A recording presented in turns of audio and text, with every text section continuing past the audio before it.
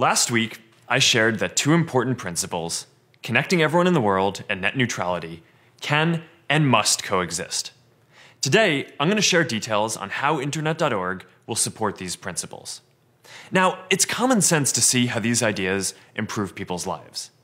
If a person has slower access to a video because their mobile operator demands an extra fee, then that's bad, and net neutrality rules should prevent it. If an entrepreneur has to pay an extra fee just to reach their customers, then that's bad, and net neutrality rules should prevent that too. But if a local fisherman gets access to free internet services he couldn't otherwise afford to help him sell more fish and support his family, then that's good, and we shouldn't have rules that prevent that. Now, if this fisherman seems like some far-off case to you, remember that if you're watching this on the internet, most of the world lives more like that fisherman than like you. Almost 2/3 of the world's population has no internet access. As we've rolled out Internet.org around the world, we hear stories like this fisherman's all the time. A chicken farmer in Zambia using free internet access to sell way more of his stock. An expectant mother looking up information on how to safely raise her child. A student using Wikipedia for free to study for her exams. Research has shown that for every billion people who gain access to the internet, more than 100 million are lifted out of poverty. There are more than 4 billion people who need to be connected. And if we can connect them, then we'll raise hundreds of millions of people out of poverty. I say all this supporting net neutrality. At its core, net neutrality is about preventing discrimination. But our society acknowledges that preventing discrimination alone isn't enough. We also need to do even more to lift up the disadvantaged in our communities.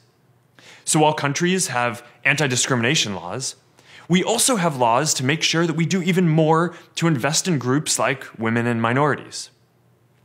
The same applies to universal connectivity and net neutrality. Some may argue for an extreme definition of net neutrality that says that it's somehow wrong to offer any more services to support the unconnected, but a reasonable definition of net neutrality is more inclusive.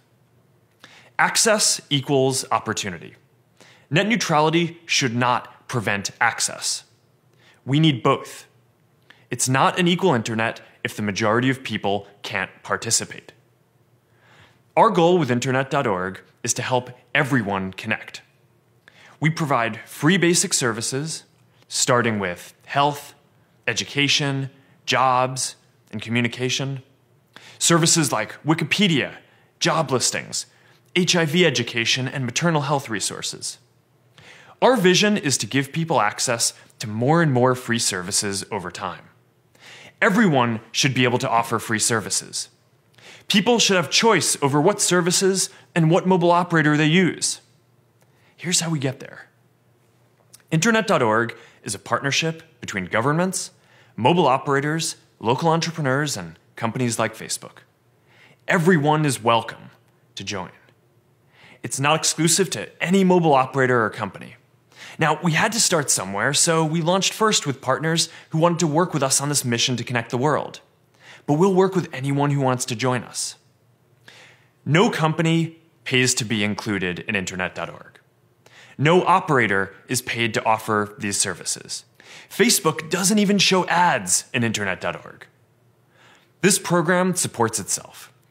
When people use free basic services, more of them then decide to pay to access the broader internet, and this enables operators to keep offering these basic services for free. It's not sustainable to offer the whole internet for free, though.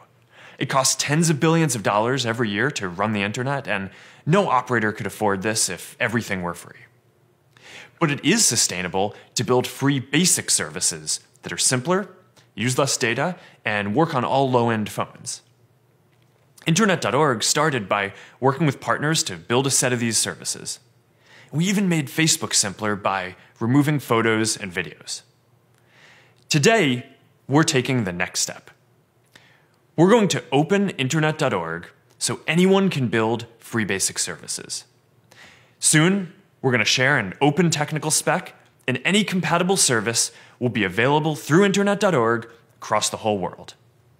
This will give people even more choice and more free services while still creating a sustainable economic model to connect every single person in the world. This is the next step forward for Internet.org. Giving 4 billion people some free internet access is the right thing to do. Helping people find jobs and lifting them out of poverty is the right thing to do. Giving people a lifeline in emergencies is the right thing to do. And providing free access to education and health information is just the right thing to do. We have to ask ourselves, what kind of community do we want to be? Are we a community that values people and improving people's lives above all else? Or are we a community that puts the intellectual purity of technology above people's needs? As we're having this debate, remember that the people this affects most, the 4 billion unconnected, have no voice on the internet. They can't argue their side in the comments below or sign a petition for what they believe. So we decide our character and how we look out for them. Do we connect that fisherman in India now? That expectant mother in Ghana? And that student in Colombia? Do we keep pushing beyond them to connect their loved ones and their whole communities too?